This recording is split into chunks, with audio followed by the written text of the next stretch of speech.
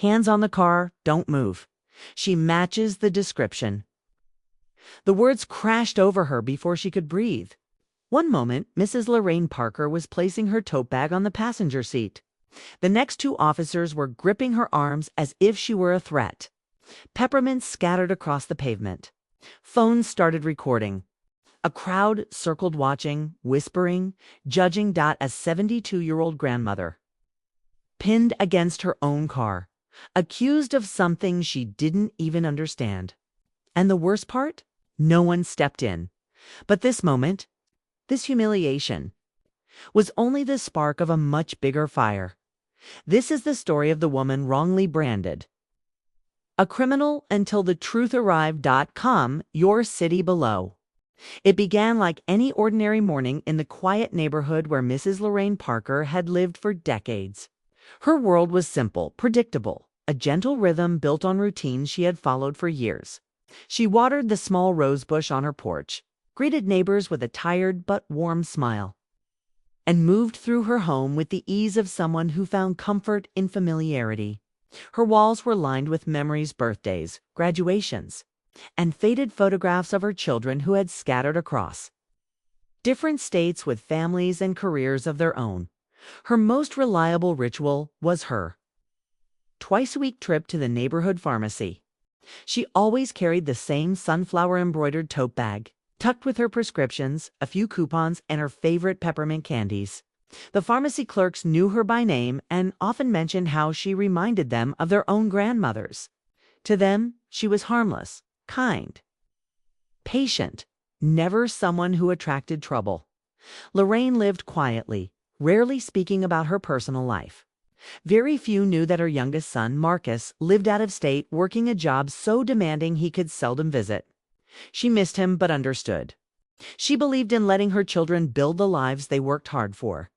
And though she never said it aloud, she carried a deep pride in who they had become.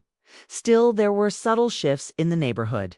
A new pair of officers had started patrolling the area, their presence sharper and more intrusive than those before them.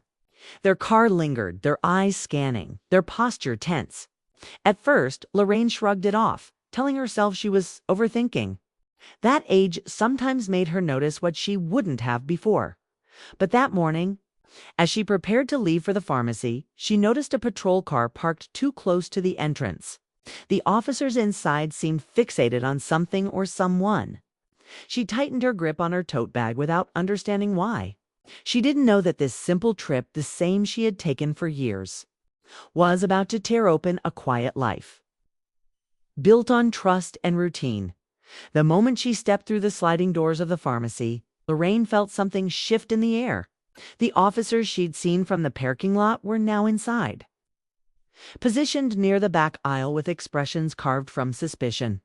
She kept her eyes straight ahead, not wanting trouble, not wanting attention, not wanting anything more than her small white paper bag of prescription medication. She collected it quickly. The pharmacist greeted her kindly, but even he looked unsettled, his gaze flicking uneasily toward the officers who pretended not to watch her. Lorraine's heartbeat quickened. She tried to reassure herself, just take your medicine and go home, but uneasiness tightened around her chest as she stepped back outside. The tension followed. The officers trailed behind her with deliberate slowness, their attention fixed on her movements. Every step she took toward her car felt observed, measured, judged. She clutched her tote closer, her palms dampening the fabric. She had lived long enough to recognize the difference between coincidence and targeting. Innocence didn't always guarantee safety, not for people who looked like her. Just as she reached her old sedan, another patrol car swung abruptly into the lot, blocking part of the exit. The officers inside stepped out with purpose, their eyes narrowing toward her. Shoppers began to notice, glancing between the officers and the elderly woman they surrounded. Some paused mid-stride. Some whispered. Some simply stared. Lorraine placed her tote bag on the passenger seat, trying to steady her breath, but the officers closed in, their shadows stretching across the pavement. One officer nodded toward her bag with a certainty that chilled her. It was as if he had already decided who she was, already crafted a story in his mind, a story she had no part in creating.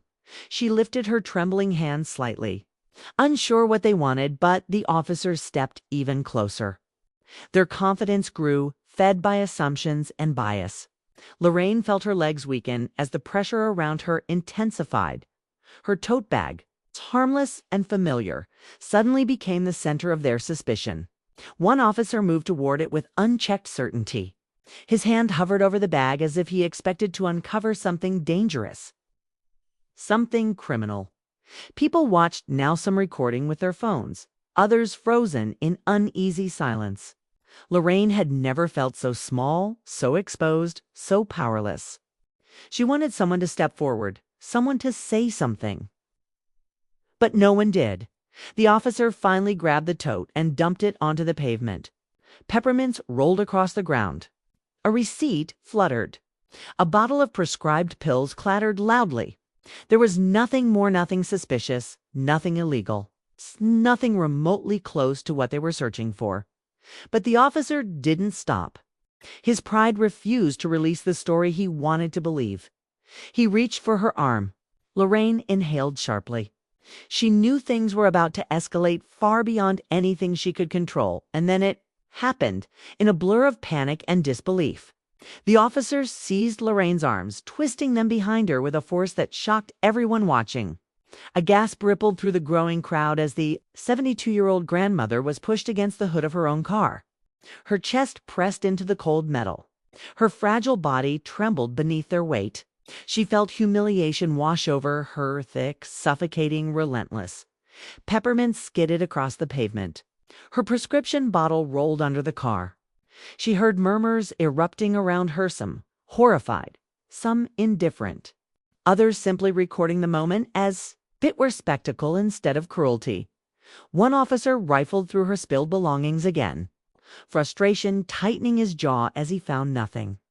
Yet instead of stopping, instead of reconsidering, he tightened his grip on her arm, refusing to let go of the false narrative he had built so easily. The world spun. Her breath shook.